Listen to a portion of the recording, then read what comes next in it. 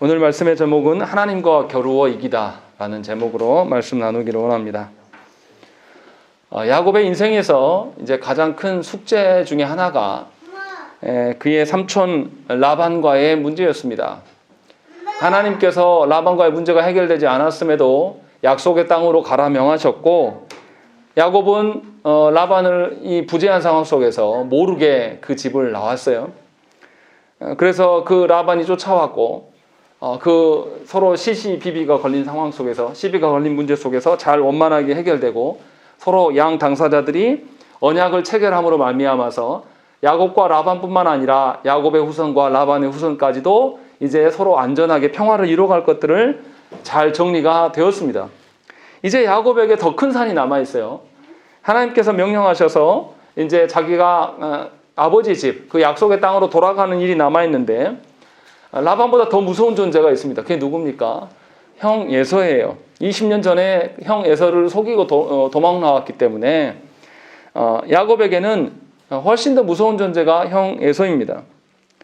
그런데 성경은 이상하게도 형 에서를 바로 만나게 하지 않습니다. 형 에서를 만나는 것은 33장의 이야기예요. 32장에서는 에서를 만나기 전에 야곱이 어떠한 상태인가를 보여주는 것이고, 거기에서 그 야곱이 어떻게 두려움을 극복해 나가는가라는 것을 우리에게 보여줍니다. 그러니까 중요한 것은 형 에서를 만나는 것이 중요한 것이 아니라는 거죠. 성경의 저자는 형 에서를 만나는 것보다 더 큰 문제가 32장에서 뭔가 있다는 것이고, 그것을 지금 우리에게 말하고 있는 것입니다. 그렇다면 오늘 이 말씀을 통해서 우리가 하나님께서 그에게 요구하는 바가 무엇이고, 또 야곱이 어떻게 하나님 앞에서 변화되어 가는가를 말씀을 통해서 우리가 보셔야 된다는 것입니다. 우리가 말씀을 이제 먼저 보면 1절과 2절에 보시면 바로 시작하자마자 앞에 라반과 잘 정리되고, 그 다음에 바로 뭐라고 시작하냐면 야곱이 길을 가는데 하나님의 사자들이 그를 만났다라고 되어 있는 것입니다. 야곱이 이제 라반과 작별하고 분명히 약속의 땅, 하나님께서 명령하신 대로 출발을 하고 있습니다. 그런데 약속의 땅을 가는 도중에 하나님의 사자들을 만났다라고 1절에 기록하고 있어요. 그런데 야곱이 그들을 뭐라고 이해합니까? 2절 보시면 야곱이 그들을 볼 때에 이르기를 이는 하나님의 군대라 하고 라고 되어 있습니다. 그 사람들을 야곱은 뭘로 간주한 거냐면 하나님의 군대라고 본 것입니다. 야곱이 이렇게 볼 수 있었다는 것은 뭡니까? 우연히 그들을 만난 것이 아니라 하나님께서 너와 늘 함께 하시겠다라는 그 언약을 기억할 수밖에 없다는 것이죠. 그래서 그 땅의 이름을 특별하게 명령해요. 마하나임이라고 명령을 합니다. 그런데 이런 식으로 야곱이 특별한 하나님과의 만남을 기리면서 거기에 땅의 이름을 명명한 데가 있습니다. 거기가 어디입니까? 바로 베델이에요. 베델에서 하나님을 만났고, 하나님의 그 천사들이 그 사닥다리를 오르락 내리락 하는 것을 봤단 말이에요. 그곳에서도 하나님의 군대가 있었고, 오늘 지금 이 마하나임 그 땅에서도 하나님의 군대를 발견한 것입니다. 그러니까 야곱에게는 어떤 소망이 있습니까? 하나님께서 명령하셔서 언약의 땅으로 가라 하셨고, 그 명령대로 가고 있는데 하나님의 군대를 마주한 거예요. 그러니까 야곱의 입장에서는 하나님께서 약속하신 대로 나를 떠나지 않고 나와 늘 함께 하셨구나, 하나님의 군대를 늘 내 주변에 두셔서 지금껏 돌보고 계셨구나라는 것을 시작하자마자 이것을 보게 된 것입니다. 이렇게 하나님께서 우리의 삶에 늘 관여하시고 함께 하신다는 거죠. 그런데 중요한 것은 늘 함께 하셨음에도 불구하고 하나님의 역사하심을 우리가 잘 모른다는 것이고, 다행스럽게 하나님께서는 야곱에게 이 하나님의 군대를 보이셨다는 것입니다. 그래서 이제 야곱이 형 에서를 두려워하지 않고 하나님의 말씀을 붙잡고 걸어가면 되는 거예요. 그런데 이제 이 야곱이 정말로 하나님의 말씀을 붙잡고 가는 자인가라는 것을 이제 뒤에서 더 살펴봐야 돼요. 그래서 야곱이 어떻습니까? 하나님의 군대를 보고 난 이후에 언약에 대한 확신을 갖게 되었겠죠. 이제 하나님의 군대가 늘 나와 함께 하는구나. 내가 가는 곳에 함께 가니까 내가 안전하겠다라는 생각을 갖고 20년 전에 형을 대했던 것과 지금 전혀 다른 태도를 보여요. 그래서 어떻게 합니까? 3절과 4절 보시면 형 에서에게로 자기보다 앞서 사자들을 보냈다라고 되어 있는 것입니다.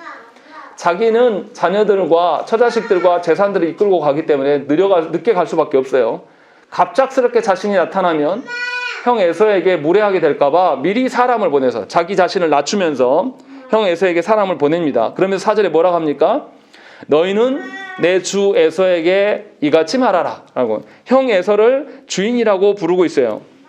두려운 것이죠, 여전히. 그러나 굉장히 존중하는 태도를 나타내 보이는 것이고, 또 그리고 지난 20년간 자신이 소식이 끊겨졌는데 자신이 어디에서 무엇을 하고 있었는가를 4절에서 다 말하고 있습니다. 그래서 라반과 함께 거류하며 지금까지 머물러 있다가 이제 재물도 좀 생겨가지고 5절에 보시면 소와 나귀와 양떼와 노비가 있으므로 사람을 보내서 내가 형님한테 가고 있습니다. 죽게 나아가고 있습니다 라고 말을 해라 라고 정중한 태도로 나아갑니다. 그리고 중요한 거 5절에서 뭐라고 되겠습니까? 내 주께 알리고 내 주께 은혜 받기를 원하나이다 라고 되어 있습니다. 자기가 결정한 대로 가는 것이 아니라 형이 은혜를 주셔서 허락해 주시면 내가 형에게 나아가겠습니다. 주인께 나아가겠습니다 라고 하면서 자신의 주장대로가 아니라 형의 그 처분대로 따르기를, 형의 은혜를 구하는 야곱의 모습이 나타나는 것입니다. 그러니까 20년 전에 야곱이 어땠습니까? 형을 속이고 그의 아비를 속이고 도망할 때는 자기가 모든 것의 주권자였어요. 그래서 자기가 탐닉하고 싶은 거 있는 것은 그게 형의 것이라고 할지라도 다 뺏어버린 것이고 가정을 둘로 쪼개는 일도 마다하지 않았던 야곱이라는 것입니다. 그런데 야곱이 놀랍도록 변화되었어요. 하나님의 군대를 보면서 더 언약에 대한 소망을 갖게 된 것이죠. 그래서 형에게 은혜를 구하면서 그가 처신하고 있는 것을 볼 수가 있어요. 이렇게 언약을 붙들고 살아가는 사람에게 분명히 하나님의 언약 앞에서 정직함과 하나님 앞에 겸손함이 드러나는 것이 사실입니다. 그런데 놀라운 것은 뭡니까? 이해하기 어려운 것은 하나님 앞에서 주신 그 언약을 소망하면서 야곱이 이러한 겸손의 자세를 낮췄음에도 불구하고 돌아오는 것은 무엇입니까? 6절 말씀이 있겠습니다. 시작.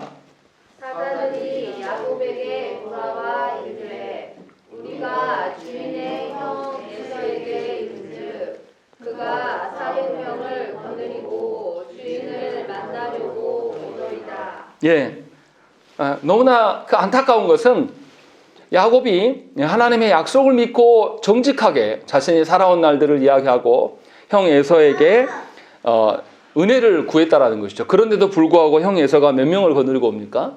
400명을 거느리고 오는 거예요. 지금 400명을 우리 현대식으로 봐서는 안 되는 것이죠. 아브라함이 조카 롯을 조카 롯이 연합군대에게 붙잡혀 끌려갈 때에 아브라함이 몇 명을 끌고 그를 구하러 갔냐면 318명을 끌고 갔습니다. 이 318명이라는 것은 작은 부족 국가에서는 굉장히 큰 숫자예요.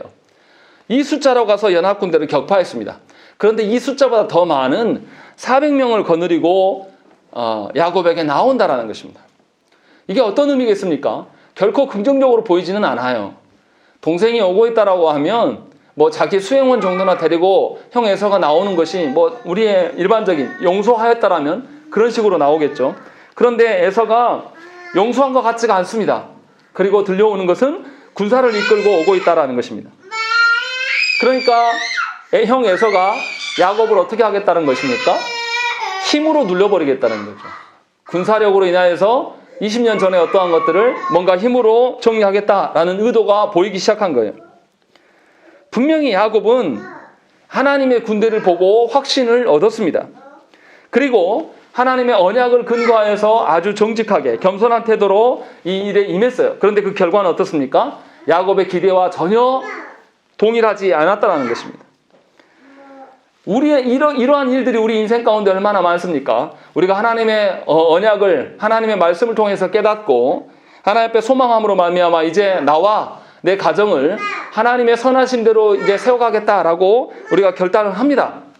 그런데도 그렇게 헌심을 다짐하지만 우리의 결과는 어떻습니까? 우리의 일상은 어때요? 우리의 기대대로 전혀 되지 않습니다.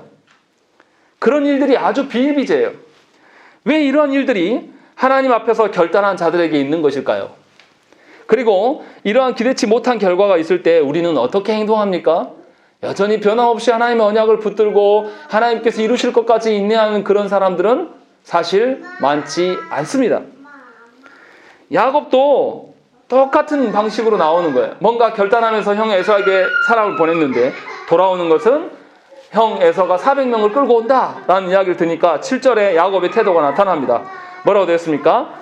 야곱이 심히 두렵고 답답하여 자기와 함께한 동행자와 양과 소와 낙타를 두 떼로 나누고 이르되 에서가 와서 한 떼를 치면 남은 한 떼는 피하리라 라고 되어 있습니다. 분명히 앞에서는 내 주인이시며 주인의 은혜대로 하겠습니다 라고 했어요. 그러면 온전히 맡겼으면 그 에서가 군사를 끌고 오든 뭐든지 간에 그냥 기다렸어야 돼요. 그런데 태도가 바로 바뀝니다. 주인이라고 했던 말도 확 사라지고 에서가 와서 한 떼를 치면 남은 떼는 내가 살리겠다. 다시 자신의 방법대로 다시 돌아가요, 야곱이. 분명히 하나님께서는 하나님의 군대를 보여주셔서 하나님이 지키실 것들을 약속하셨는데도 불구하고 야곱은 다시 옛날 습관으로 돌아갑니다. 그래서 자기가 두렵고 답답하다. 자기의 처지의 어떠함을 이야기하는 거예요. 그러니까 하나님의 군대, 보이지 않는 하나님의 일하심이 결과가 아직 드러난 게 아무것도 없어요. 그냥 에서가 오는 것만으로도 이 사람은 두려운 거예요. 그러니까 야곱은 여전히 뭐냐면 하나님의 군대를 보았으나 하나님을 의존하는 것이 없어요. 여전히 자기에게 드러나는 것, 자기가 판단해봐서 두렵고 답답하면 그냥 싫은 겁니다. 그래서 다시 옛날한 교활한 방식으로 돌아가는 거예요. 얼마나 잔머리 능합니까? 두 떼로 나눠가지고 에서가 한 곳을 치고 있으면 이 한 떼라도 살리겠다는 입장인 거죠. 아주 계산이 빠른 사람이고 아주 현대적인 사람이라고 볼 수가 있는 것입니다. 그런데 야곱이 그것만 한 것은 아니에요. 다행스러운 것은 뭐냐면 9절부터 12절의 말씀이에요. 정말 그나마 다행스러운 것은 야곱이 자신의 손에 의존해서 무엇인가를 다 이루려고 하지는 않습니다. 야곱이 그렇게 두 떼를 나누다가 무엇인가를 깨달은 것 같아요. 그래서 방법론은 약간 바꿉니다. 그래서 뭐라고 하냐면 9절부터 12절은 하나님께 기도하는 내용입니다. 하나님께서 자신에게 보여주셨던 그 군대를 떠올린 것 같아요. 그래서 어떻게 합니까? 위기 앞에서 그냥 자기 식대로 문제를 해결만 하는 것이 아니라 하나님께 기도하기 시작합니다. 여기에서 중요한 것은 기도했다가 중요한 것이 아닙니다. 어떻게 기도하는가? 이게 훨씬 더 중요한 이야기예요. 그냥 막무가내로 하나님, 형 에서가 오니까 이 문제를 해결해 주십시오. 하나님의 군대를 해서 형 에서를 격파하십시오. 이게 아니에요. 하나님의 그 뜻대로 되어지기를 소망하는 기도를 보여주고 있다는 것입니다. 야곱은 어떻습니까? 9절 한번 읽겠습니다. 9절 읽겠습니다. 시작. 야곱이 또 이르되 내 조부 아브라함의 하나님 내 아버지 이삭의 하나님 여호와여 주께서 전에 내게 명하시기를 내 고향 내 족속에게로 돌아가라 내가 내게 은혜를 베풀리라 하셨나이다. 예, 야곱은 자신의 그 어떠함을 먼저 말하지 않고 하나님의 언약을 먼저 언급합니다. 분명히 자신이 하나님의 명령대로 언약을 기대하였고 그래서 약속의 땅으로 자신이 지금 가고 있습니다. 이것을 밝히는 것이죠. 자신의 바라는 것을 먼저 구하면서 그것이 이루어져야지만 하나님이 계시다라고 믿는 것이 아니라 하나님의 언약 하에서 자신이 어떠한 위치에 놓여 있는가, 하나님의 언약 앞에서 자신이 순종한 사람인가 아닌 사람인가를 먼저 하나님께 구하고 있는 것이죠. 그래서 하나님의 명하신 바대로 되어지기를 소망함에 있어서 그것에 근거해서 하나님께 기도하고 있는 거예요. 하나님께서 명하신 바를 이루기 위해서 자신은 순종하고 있고 하나님께 순종하는 자는 하나님께서 당연히 지켜줘야 되실 거 아닙니까? 당연히 하나님의 언약대로 나아가는데 하나님께서 나를 지키심이 당연한 거 아닙니까? 라는 논리를 펴기 위해서 하나님의 언약을 먼저 언급하고 언약 앞에 자기가 순종하고 있는 것을 근거하고 있다는 것입니다. 야곱의 이러한 기도는 너무나 합당한 거예요. 하나님의 뜻대로 되어지기를 소망하고 하나님의 뜻 안에서 자기가 살아남기를 소망하는 것은 신자의 특권인 것이죠. 그러나 하나님의 언약을 내던져버리고 자신의 뜻대로 되어지는 것은 하나님을 기만하는 행동이고 하나님의 언약을 보여주셨고 또 하나님의 군대를 보여주셔서 그와 함께 하심을 계속 보이셨는데도 불구하고 자신의 뜻대로 말하는 것은 기도가 아닙니다. 그냥 하나님을 가지고 조종하려고 하는 것이죠. 그런데 너무나 많은 한국교회 성도들이 하나님의 언약은 아무것도 몰라요. 하나님께서 자신을 통하여서 어떤 것을 이뤄내기를 원하시는지 우리 각자의 사명에 대해서 우리가 압니까? 사실 무관심해요. 또 여러분들의 자녀를 통해서 하나님이 자녀를 주셨는데 그 자녀를 통해서 하나님께서 어떠한 것들을 이루시기를 원하는지 여러분들 물어보신 적이 있습니까? 그것을 가르치지 않아요.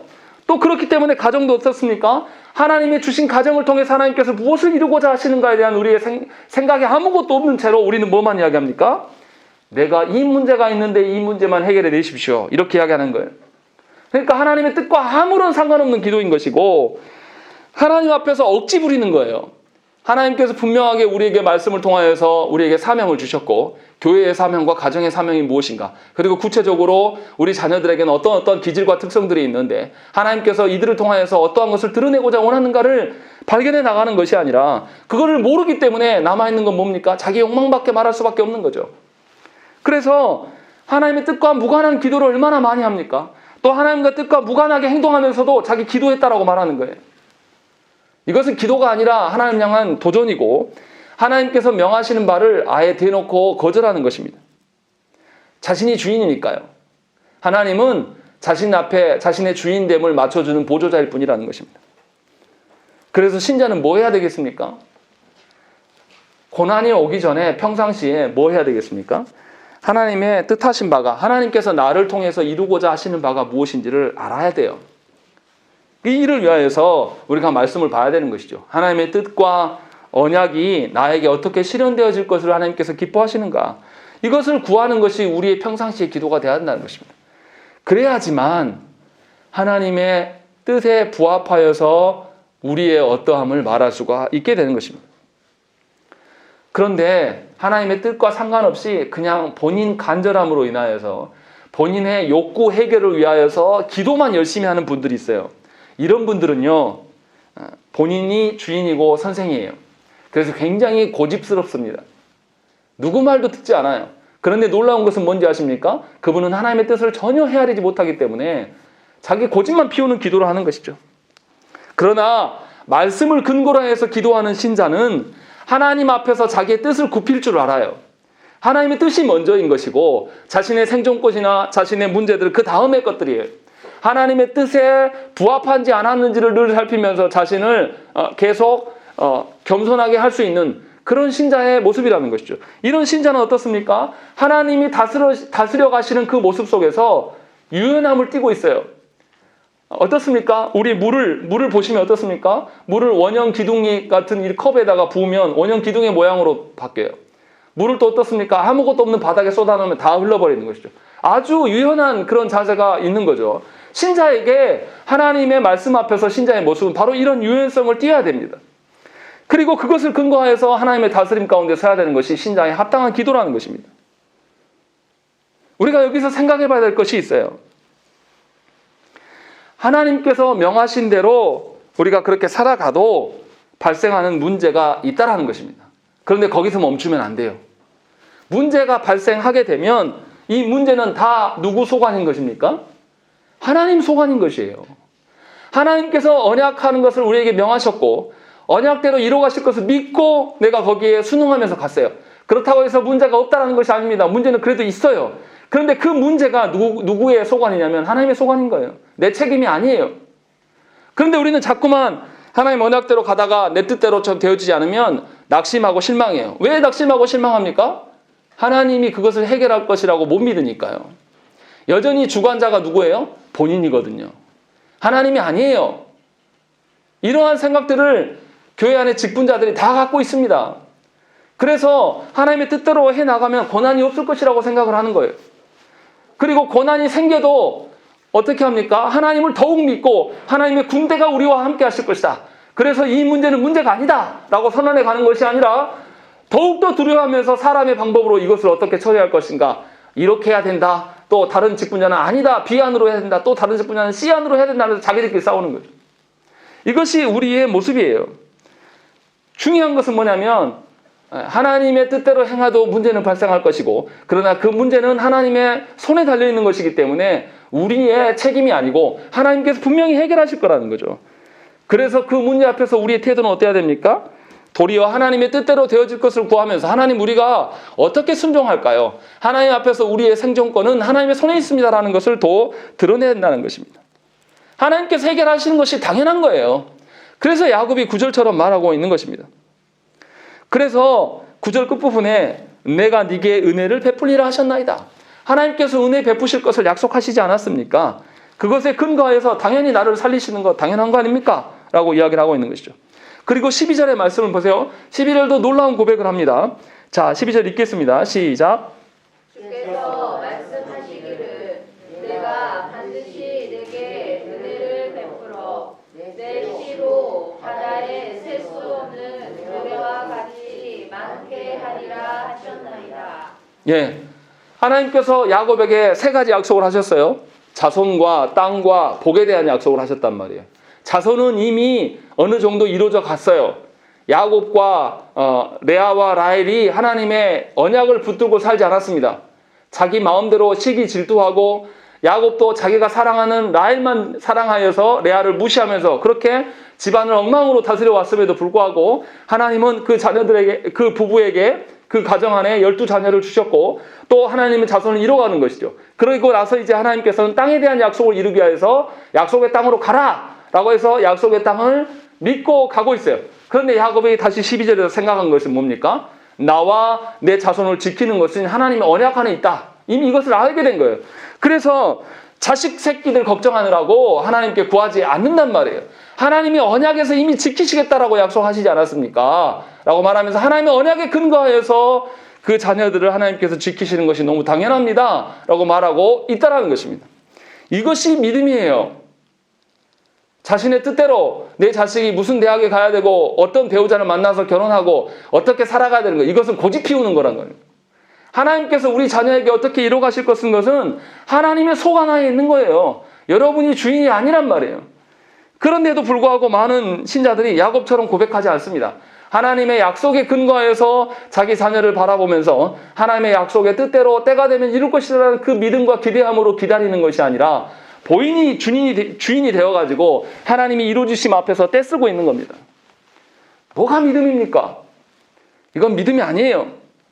그런데도 자신의 간절함과 내가 기도했다 그 사실만으로 인하여서 내가 하나님께 할 도리를 다 했다라고 말하는 분들이 너무나 많아요. 그러나 야곱은 분명하게 보이고 있습니다. 자신의 간절함으로 기도하는 것이 아니에요. 하나님의 언약에 기대어서 간구하고 있습니다.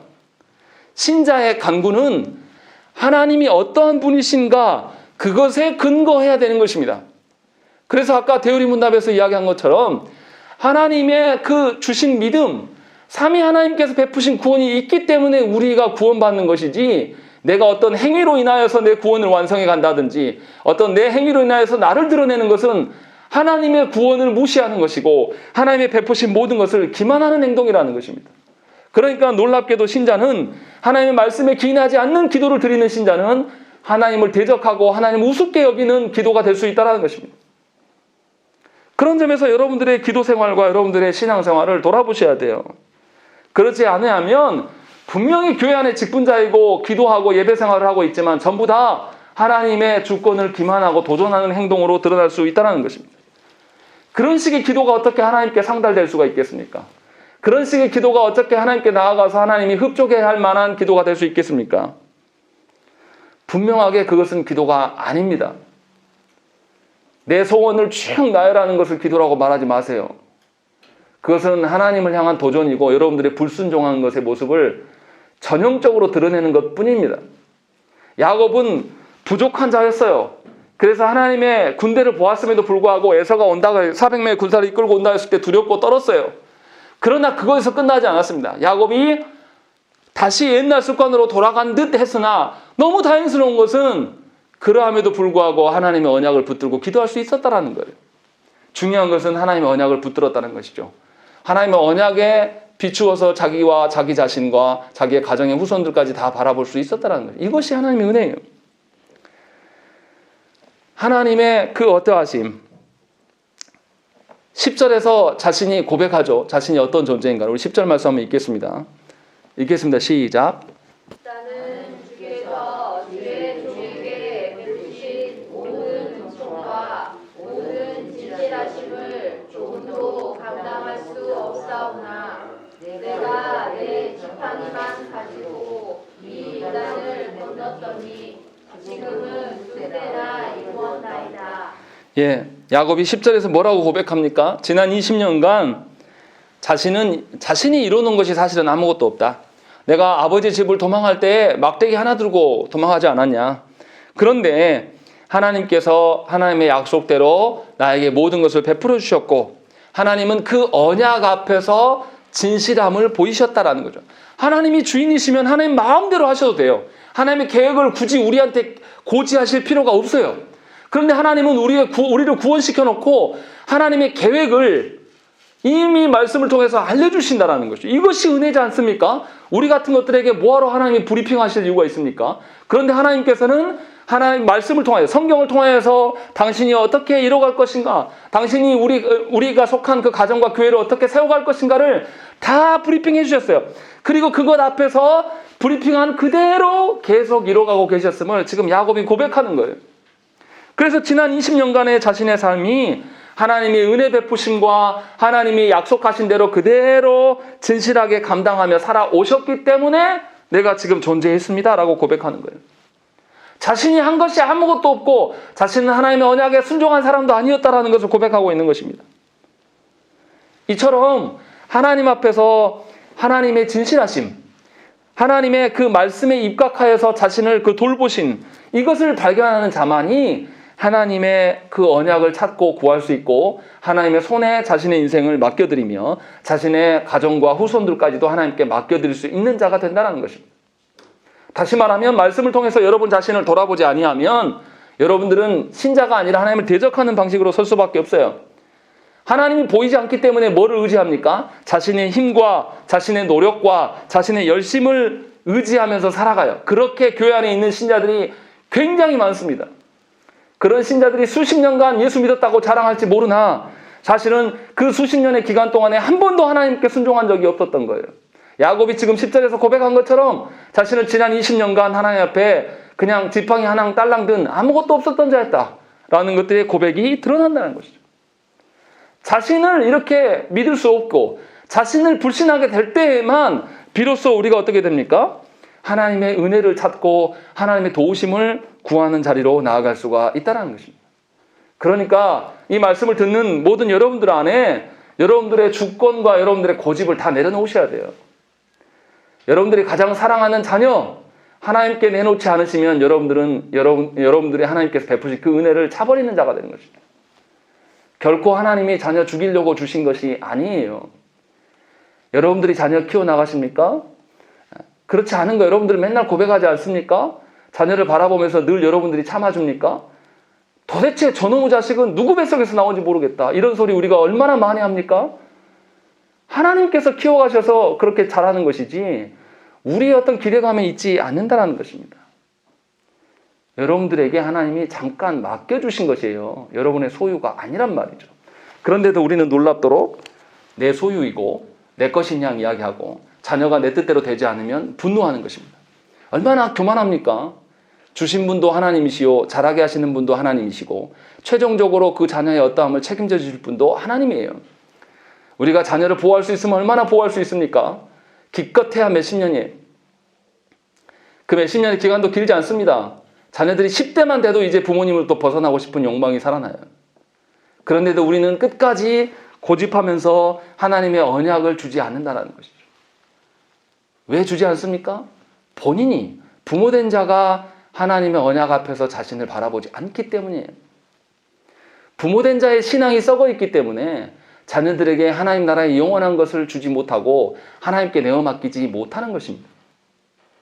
그러나 분명히 감격스러운 것은, 다행스러운 것은 야곱에게 하나님께서 은혜 주심을 야곱이 알고 있었다는 거예요. 그래서 하나님께 이러한 기도를 하고 있는 겁니다. 하나님의 언약에 근거하여서 하나님은 원래 이런 분이시지 않습니까? 그래서 내가 거기에 순종했었고 순종하고 있는 나에게 벌어진 일들 하나님께서 당연히 책임져 주시지 않겠습니까? 이런 기도를 하고 있는 거예요. 그러니까 말씀에 근거해서 기도하는 신자는 누구를 더 잘 알 수밖에 없습니까? 하나님이 어떠하신 분인지를 너무너무 잘 알게 되어가는 거예요. 하나님이 자신의 삶에 직접적인 개입을 하고 있음을 그 사람은 늘 인정할 수밖에 없는 것이죠. 그래서 예수를 믿어가면 믿어갈수록 어떻게 하겠습니까? 하나님의 어떠하심을 더 잘 알기 때문에 더 겸손해져 갈 수밖에 없는 거예요. 그래서 교회 안에 오래 머물고 바르게 신앙생활을 했다라면 겸손하고 어떠한 존재이든지 다 인정하는 자가 되어야 되는 거예요. 제가 소망하기는 모든 조국교회 목사님들이 그렇게 됐으면 좋겠어요. 교만하여서 자기 말씀을 이용해서 자기를 포장하고 자기 죄를 감추기 위해서 말씀을 활용하는 그런 설교자가 아니라 하나님께서 온 천하에 자기 죄악을 드러나게 하실 때는 수긍하며 내어놓을 수 있는 목사님들이 교회마다 있었으면 좋겠어요. 또 그런 목회자들이 하나님께 모든 것을 내어놓고 살아갈 때에 그 직분자들이 어떻게 하겠습니까? 아버지 하나님 앞에 온전하게 설 수 있는 그런 교회 되지 않겠습니까? 그러나 안타깝게도 우리의 시대의 교회는 그렇지 않아요. 그것을 수긍할 수 있어야 돼요. 수긍한다는 말이 무엇입니까? 남들을 비난하고 남들을 곡해하는 일에 열심히 하라는 뜻이 아닙니다. 제가 이 이야기를 꺼내는 이유가 무엇입니까? 우리의 속해 있는 현실이 그러하기 때문에 우리가 하나님의 언약 앞에 우리 각자가 다시금 하나님께 엎드려야 된다는 것입니다. 그래서 하나님의 원하시는 하나님의 기뻐하심이 우리의 기쁨이 되어야 되고 하나님의 뜻하신 바가 우리의 인생의 방향성이 되어야 되는 거예요. 그래서 그 마음으로 하나님께 간구하는 자들이 우리 교회 안에 차고 넘쳐나야 된다는 것이죠. 그래서 정향교회에 속한 사람들은 인생의 방향이 이미 달라졌구나. 똑같은 고난의 문제가 다가와도 하나님의 말씀에서 허락한 것이면 그것을 구하고 허락하지 않으면 침묵할 수 있는 성도구나 라는 것들이 우리 안에 드러나야 되는 것입니다. 그것이 하나님의 군대를 본 자들의 삶의 모습이라는 것이죠. 하나님의 선하신 뜻에 돌보심을 누릴 수 있는 자라고 성경은 말하고 있다는 것입니다. 그래서 저와 여러분들이 과연 하나님께서 원하시는 바가 무엇인지를 긴밀하게 물어야 돼요. 이것이 가장 중요한 것이라는 거죠. 그리고 하나님께 이렇게 야곱이 기도를 했어요. 그런데 너무 이상한 이야기가 또 나옵니다. 13절부터 23절까지 말씀을 쭉 보고 있으면 야곱이 너무 이상한 행동을 해요. 뭐 합니까? 에서에게 뭔가를 선물을 더 많이 주려고 자기 재물들에서 중요한 것들을 막 빼서 차근차근 먼저 보냅니다. 그리고 자기는 어떻습니까? 23절 보세요. 그들을 인도하여 시내를 건너가게 하며 그의 소유도 건너가게 하고 24절에 야곱은 홀로 남았다라고 되는 거죠. 사실은 하나님의 언약을 따르는 사람이고 야곱이 하나님의 언약을 이루어가는 가정 안의 가장이라면 자기가 선봉해서 해야죠. 그런데 아주 비겁한 짓을 해요. 가장이라는 사람이 앞으로 다 보내고 자기는 제일 뒤에 나와요. 왜 이렇게 합니까? 20절에 나와요. 20절에 또 너희는 말하기를 주의 종 야곱이 우리 뒤에 있다 하라 하니 이는 야곱이 말하기를 내가 내 앞에 보내는 예물로 형의 감정을 푼 후에 대면하면 형이 혹시 나를 받아주리라 함이었더라 라고 된 것입니다. 뭐 한 겁니까? 기도는 그렇게 기도했으나 자신의 두려움이 다시 엄습하자 야곱이 어떻게 합니까? 옛날 방식으로 다시 돌아가는 거죠. 아주 얄팍한 방식으로 재물로 형을 달래보려고 하는 거예요. 그러나 하나님은 이미 하나님의 군대를 야곱에게 보이셨고 하나님의 언약대로 지키실 것이라는 것을 약속했어요. 그런데 이 사람은 기도는 그렇게 정말 멋들어지게 했으나 다시 삶으로 돌아와서는 여전히 하나님을 신뢰하지 못하고 있는 거예요. 여전히 뭐 하는 겁니까? 야곱의 자신의 그 잔재주, 자신의 노력, 자신의 어떤 능력으로 말미암아서 이 문제를 해결할 수 있다고 한 거예요. 하나님은 하나님께서 해결하시겠다고 말씀하셨는데 야곱은 자신이 할 수 있다고 말하고 있는 거예요. 그래서 다시 그 일을 하고 있는 거예요. 그때에 하나님이 나타나십니다. 그때에 하나님께서 야곱에게 다시 나타나시는 거죠. 분명히 야곱은 굉장히 비열하고 비겁해요. 자녀들도 본인보다 자기 살려고 더 앞세우는 사람이라는 것이죠. 그런데 그런 비열한 자에게 하나님께서 찾아오셨어요. 왜 찾아오셨겠습니까? 야곱이 기도는 그렇게 했으나 자신의 삶에서 아직도 깨닫지 못하고 하나님의 언약에 온전하게 서 있지 않기 때문에 야곱에게 직접 찾아오신 거예요. 그런데 이상한 점은 뭐예요? 찾아오신 것까지는 좋아요. 그런데 오늘 말씀 보면 씨름에서 누가 이깁니까? 야곱이 이겨버려요. 이상하게. 야곱이 이긴다라는 이야기가 나오는 거죠. 그리고 또 하나님께서 자신을 밝히지 않습니다. 더 이상한 것은 날이 밝아오자 하나님은 떠나려고 하는데 야곱이 붙잡아서 못 따는 것처럼 성경은 말하고 있다는 것이죠. 도대체 이 씨름한다는 의미가 무엇일까요? 왜 이렇게 쓰고 있을까요? 세상에 하나님이 사람과 씨름해서 진다? 이거 지금 이게 이해가 되는 소리입니까? 그런데 성경에서는 뭐라고 되어 있냐면 야곱이 이겼다라고 그래요. 야곱이 이겼다라고 하고 그 다음에 야곱이 이겼기 때문에 뭐도 해줍니까? 28절에 보면 그가 이르되 네 이름을 다시는 야곱이라 부를 것이 아니요 이스라엘이라 부를 것이니 라고 되어 있어요. 야곱이 하나님을 이겼다라고 이야기하면서 이스라엘이라고 하면서 이름도 바꿔준단 말이죠. 이게 도대체 무슨 말인가? 여기까지는 다 이해했는데 왜 하나님이 지냐? 그리고 지고 나서 왜 이름을 또 잘했다라고 이름 바꿔주냐? 이 성경을 오해해서 읽으면 어떻습니까? 하나님 앞에 자기의 뜻을 이루기 위해서는 억지 부려도 좋다는 식으로 읽혀질 수 있어요. 그래서 한국교회에서 그렇게 설교를 많이 합니다. 하나님께 기도응답 받기 위해서 끈덕지게 붙잡고 놓지 말라고 기도하라는 거예요. 그러나 그런 뜻이 절대 아닙니다. 본문의 말씀은. 야곱이 아직도 언약을 붙들지 않고 있기에 하나님께서 나타나셨어요. 그리고 하나님께서 그와 씨름을 하는 거예요. 이 의미를 우리가 알아들어야 돼요. 이것은 하나님이 직접 정말로 야곱과 몸을 잡고 씨름했는지 안 했는지 우리는 알 수 없지만 이것을 액면 그대로 받아들이면 이해하기 어렵습니다. 상징적으로 좀 봐야 될 필요가 있어요. 보세요. 야곱이 평생에 어떤 인생을 살았습니까? 평생에 하나님께서 태어날 때부터 야곱이 어떠한 존재라고 했습니까? 형의 발뒤꿈치를 잡고 태어난 이 사람은 자기가 이루고자 하는 것이면 어떤 수단과 방법도 안 그리고 살아가는 그런 사람이라고 하나님이 태어날 때부터 말씀하셨어요. 그리고 실제로 야곱은 그렇게 살아왔습니다. 그래서 자신의 가정을 불화하게 만드는 주범이에요. 그리고 또 삼촌 라반의 집에 가서도 어떻습니까? 라반과 결코 화평하게 지내지 않습니다. 라반의 탓만 할 것이 아니라 야곱도 그런 성정을 가진 사람이에요. 그러니까 야곱은 이미 태중에 있을 때부터 하나님이 관여하셔서 어떻게 한 사람이라고 분명히 알리셨음에도 불구하고 야곱은 일평생에 걸쳐서 하나님의 언약대로가 아니라 자기 하고 싶은 대로 살아온 사람이에요. 자신의 얄팍한 어떤 잔재주나 계략이나 자신의 결정대로 늘 살아왔어요. 이것을 성경에서는 야곱이 하나님을 이겼다라고 말하고 있는 겁니다. 하나님의 언약을 주시고 하나님이 이끄심대로 하셨지만 야곱은 하나님을 경외하지 않고 하나님을 이겨먹고 자신이 원하는 대로 그냥 살아왔다는 것이에요. 이것을 씨름으로 비유하여서 설명하고 있는 겁니다. 야곱이 늘 그렇게 살아온 거예요. 오히려 하나님께서 하나님께서 자신의 뜻을 굽히시고 그에게 맞춰주시고 그를 돌보아 주셨기 때문에 그가 산 거예요. 그래서 야곱은 어떻습니까? 하나님께 언약을 근거하여서 기도를 하였으나 그 이후에도 다시 어떻게 해요? 자신의 고집대로 형 에서에게 재물을 줘서 형을 어떻게 구워 삶아보려고 하는 거예요. 여전히 자신이 주인 되어서 하나님의 도우심을 바라고 거기에서 순종적으로 기다리는 자가 아니라 하나님을 이겨먹고 자기 마음대로 하는 거예요. 야곱의 이러한 태도를 하나님이 바꿔놓으셔야 된단 말이죠. 그래서 하나님께서 야곱에게 나타나신 거예요. 그래서 어떻게 합니까? 야곱이 간구한 이후에 합당한 기도를 한 뒤에 야곱의 행동을 보시고서 그에게 찾아오신 거예요. 그리고 야곱을 어떻게 합니까? 그의 허벅지 관절을 내리쳤습니다. 그리고 난 뒤부터 야곱이 어떻게 됩니까? 이제 절름발이가 되었다라고 되어 있습니다. 우리 성경에 허벅지 관절이라고 되어 있는데 옛날 성경에는 환도뼈라고 되어 있습니다. 근데 원래 성경의 그 의미는 뭐냐면 허벅지 밑에다 놓고 언약을 해요. 이게 무슨 말이냐면 성기를 말하는 것입니다. 그러니까 성기로 내려가는 근육이 마비된 거예요. 무슨 말이냐면 생명의 근원을 놓고 하나님께 언약하는 거. 그래서 어떻습니까? 아브라함이 종을 시켜서 이삭의 아들을 구해오라고 할 때도 어떻습니까? 허벅지 밑에 손을 놓고 둘이 서로 이제 언약을 하거든요. 이게 생명의 근원 대신 하나님 앞에 이제 하는 거예요.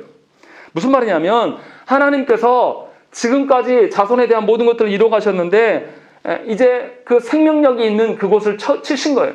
그래서 더 이상 이 사람이 쓸 수 없는 존재가 되게 하셨단 말이에요. 무슨 말씀입니까? 지금까지 야곱이 하나님의 언약과 상관없이 자신이 사랑한 라헬만을 사랑함으로 인하여서 가정이 화목하지 못하고 서로 시기 질투하게 되고 서로 근심하게 싸우는 일을 계속 하는데도 불구하고 이 사람이 하나님의 언약을 기억하지 않았어요. 그냥 자기 하고 싶은 대로 그냥 마음대로 산 거죠. 그 와중에도 하나님은 언약을 이루셨습니다. 그래서 야곱은 자신의 고집만 부리고 있었어요. 그래서 하나님 이겨먹고 살아온 거죠. 자기 뜻대로. 그러나 하나님께서는 이제 야곱을 내버려 두서는 안 돼요. 이제는 야곱을 꺾으셔야 됩니다. 그래서 하나님 없이 살아갈 수 없는 존재로 절름발이가 되게 하신 거죠. 그리고 그의 모든 생명의 근원이라고 할 수 있는 그 부분을 치심으로 말미암아서 하나님 없이는 이제 네가 불구자일 수밖에 없다라는 것을 알게 하셨다는 것이죠. 그래서 보세요. 순서를 봐보세요. 어떻습니까? 25절 보세요. 자기가 야곱을 이기지 못함을 보고 그의 야곱의 허벅지 관절을 치매 야곱의 허벅지 관절이 그 사람과 씨름할 때에 어긋났다는 거죠. 야곱의 고집이 얼마나 세고 야곱이 하나님이 아닌 다른 것들을 얼마나 의존하는지를 그대로 드러내 보이는 거죠. 하나님의 언약을 이겨먹고 자기가 하고 싶은 대로 그렇게 살아오는 이것을 하나님께서 내버려 두시지 않고 그를 쳐서 꺾으셨다는 것입니다. 그래서 호세아서에서는 이 말씀을 하고 있어요. 호세아서 12장 3절과 4절을 보시면 야곱은 모태에서 그의 형의 발 뒤꿈치를 잡았고 또 힘으로는 하나님과 겨루되 천사와 겨루어 이기고 울며 그에게 간구하였으며 하나님은 베델에서 그를 만나셨고 거기에서 우리에게 말씀하셨나니 라고 되어 있습니다. 이 말씀이 뭡니까? 호세아 선지자가 북이스라엘과 남유다를 꾸짖고 있어요. 왜 꾸짖냐면 북이스라엘이 이스라엘의 의미가 야곱으로부터 온 것인데 북이스라엘이 야곱과 똑같단 말이에요. 하나님을 의존하는 것이 아니라 아수르를 의존했다가 또 애굽을 의존했다가 그래 아수르한테 공물을 보냈다가 애굽을 보냈다가 야곱하고 똑같이 하나님을 의존하면서 서는 것이 아니라 자기 방법대로 하나님이 이겨먹고 살아가는 그런 것이 있으니까 너희는 야곱과 똑같다 라고 하면서 야곱이 어떤 자였냐라는 것을 이야기를 하고 있는 거예요. 그래서 야곱이 전에는 형 발 뒤꿈치를 붙잡고 하나님의 명령도 어기고 자신의 뜻대로 살아온 자였으나 하나님께 씨름을 하고 난 이후에 그가 어떻게 했다고 이야기합니까? 천사와 겨리고 이겼으면 웃어야죠. 그런데 이긴 자가 뭡니까? 울며 하나님께 간구하였다라고 되어 있는 것입니다. 이제 하나님께 환도뼈를 쳐맞으면서 꺾여보니까 그제서야 자신이 아무것도 아닌 존재인 것을 깨달은 거예요. 그래서 야곱이 처음으로 구걸해보기 시작한 겁니다. 하나님의 선하신 뜻 안에서 지금까지는 망나니로 살아온 거예요. 자기 마음대로 하고 싶은 대로. 그것이 인생의 성공이고 그것이 인생을 잘 사는 것처럼 사람들한테 자랑하고 살아왔단 말이에요. 그런데 하나님 앞에서 두들겨 맞고 보니까 이제 꺾이고 보니까 어떻습니까? 씨름은 분명히 내가 이긴 것 같았는데 이긴 것이 아니라 하나님께 울며 간구할 수밖에 없다는 거예요. 내가 하나님 앞에 정말 더러운 존재구나. 이것이 은혜라는 겁니다. 그래서 하나님께서는 야곱에게 어떻게 합니까? 이제 이름을 네 야곱이라 하지 말고 뭐라고 합니까? 이스라엘이라고 하는 거예요. 이스라엘의 의미가 뭡니까? 하나님을 이겨먹었다. 교만 떨지 말라라는 거죠. 이스라엘의 이름 부를 때마다. 너희 하나님 앞에 꺾인 자들이다. 그런 후손이다. 너희가 야곱의 후손을 자랑할 것이 아니라 교만한 자의 후손임을 분명히 기억하라라는 거예요. 그래서 하나님께서 새로운 정체성을 부여하기 위하여서 새로운 이름을 주신 거란 말이죠. 이것을 잘 알아들어야 된단 말이에요. 그래서 성경에서 지금 이야기하는 것은 뭐냐면 그렇게 하나님께 꺾이고 난 이후에 하나님 어떻게 합니까? 하나님 29절에 하나님께서 야곱에게 축복하였다. 끝에 되어 있는 것이죠. 하나님께 꺾이고 난 이후에야 하나님의 복의 어떠함을 알고 있는 거예요. 왜 하나님께서 날이 밝아올 때 야곱을 떠나려고 하셨고 야곱이 이름을 부를 때 대답하지 않으셨습니까? 하나님을 만난 사람은 다 죽어요. 그러니까 날이 밝아와서 하나님의 얼굴을 보게 되면 야곱이 죽을 것을 하나님께서 아시고 이를 보존하기 위해서 피하시려고 하는 거예요. 그 하나님께서 인정하였던 의인이었던 모세도 어떻습니까? 하나님 얼굴을 보지 못한 자예요. 하나님의 등짝만 봤어요. 그래서 또 얼굴이 밝게 빛나고 변했다. 그 빛이 너무 강렬해서 이스라엘 백성들이 모세에게 수건을 덮어달라 하지 않았습니까? 그런 것처럼 하나님은 이 상황 가운데 찾아오셨어도 야곱을 지키기 위해서 계속 일하고 계시는 하나님이라는 거죠. 그렇지만 분명하게 야곱의 이 중요한 부위를 꺾으시고 그를 불구로 말고 넣으셨어요. 그렇게 하셔야지만 이제 야곱이 자신의 교만함을 알게 되고 이제 하나님 앞에 꺾인 자가 되었다는 것입니다. 그래서 야곱에게 새 이름을 주시고 하나님 앞에 꺾여본 그런 새로운 존재가 되었다라는 것을 알려주고 있는 것입니다. 여기서 우리 자신을 돌아봐야 돼요. 많은 신자들이 말씀을 깨닫기는 깨달아요. 그런데 말씀을 깨달았다고 자랑만 하지 실제로 자신의 삶에 있어서 그 하나님의 말씀을 붙잡고 그 말씀 안에 머물면서 잠자코 인내하면서 사는 자들은 별로 없습니다. 왜 그렇습니까? 말씀은 깨달았을지는 몰라도 여전히 자신의 어떤 것은 꺾이지 않았어요.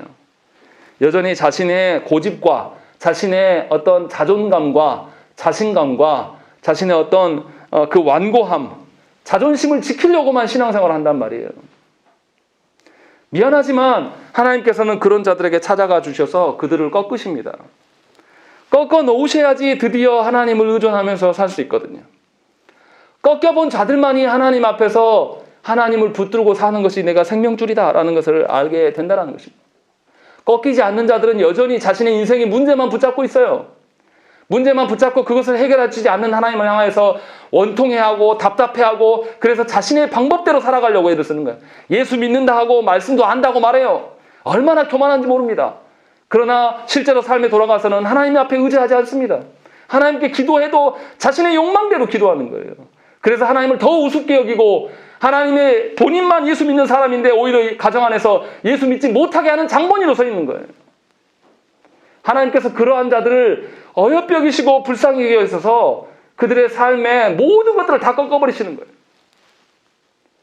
이렇게 하나님께 꺾인 자라야 하나님께 두 손 두 발 들고 나와서 드디어 하나님을 붙잡기 시작하는 것이 우리 인간의 죄성이에요.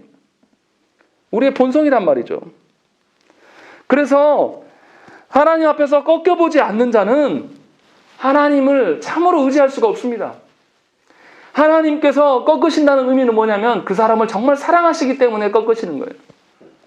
그래서 정말로 하나님의 복을 간구하고 하나님 앞에 붙잡고 살아갈 수 있게 하시기 위해서 버리지 아니하시고 찾아오시는 거예요. 생각을 해보십시오. 우리가 사람을 참아주면 몇 년이나 참아줍니까? 하나님은 복중에 있을 때부터 태중에 있을 때부터 야곱을 아셨어요. 그리고 야곱이 어떤 인간이라 될 것인 것도 다 예고해 주셨단 말이에요. 그러나 그 부모가 말씀에 의하여서 그를 바르게 가르치지 않았어요. 그의 어미 된 자는 야곱만 더 사랑했고 그 아비 된 자는 음식 때문에 그 아들, 큰아들만 더 사랑했단 말이에요. 그렇게 하나님 앞에 순종하는 가정 안에서 자라지 않았단 말이에요. 그리고 나서도 이 가정을 다 뭉개놓고도 이 떠난 이 아들이 어떻습니까? 20년간이나 하나님을 모른 채 하면서 살아왔단 말이에요. 분명히 하나님은 그에게 베델에서 만나주시고 하나님의 언약이 무엇인가를 다 알려주셨단 말이에요.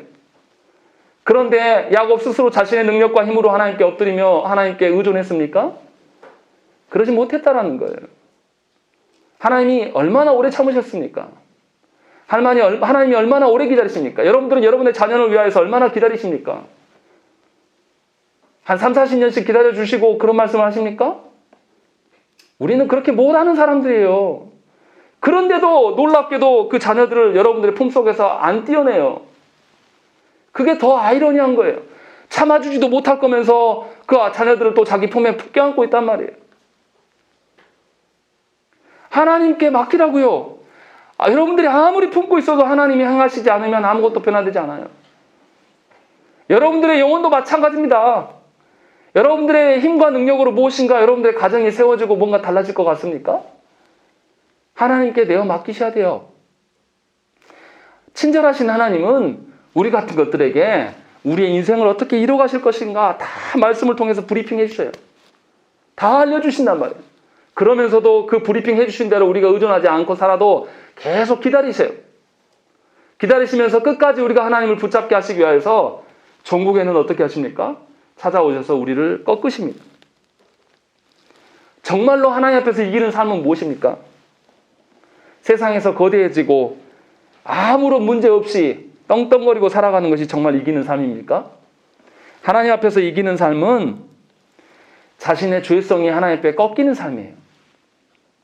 하나님 앞에서 꺾여본 자만이 하나님의 돌보심을 이제 누리기 시작할 수 있습니다. 하나님께 꺾여본 자만이 여전히 하나님을 붙들고 살아갈 수가 있게 되는 것입니다. 지금 야곱은 이랬어요. 그러나 야곱이 이름이 바뀌고 꺾인 이후에 어떻습니까? 애굽에 내려가서도 어떻게 해요? 나중에 죽고 나서 약속의 땅에 묻히기를 소망해요. 자녀들에게 얼마나 잘 가르쳐놨는지 자녀들이 잊지 않고 야곱이 죽었을 때 그 시신을 메고 약속의 땅에 들어가서 언약의 하나님, 아브라함의 하나님, 이삭의 하나님이 그 묻혔던 그곳에 자신의 시신을 넣게 한단 말이죠. 야곱이 얼마나 달라졌겠습니까?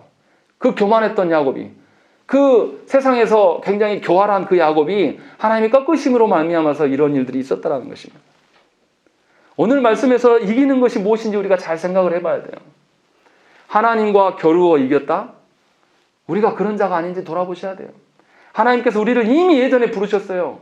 그런데 여전히 고집스럽게 자녀를 양육하는 것에 있어서도 세상 자녀를 만들어버렸고, 하나님께서 주신 가정을 통해서 하나님의 사명을 이루어가는 것이 아니라 또 하나님께서 교회 가운데 우리를 두셨음에도 불구하고 이 교회를 통해서 하나님의 뜻을 구하는 것이 아니라 여전히 우리의 욕망을 구하는 것이 아닌지 돌아보셔야 돼요.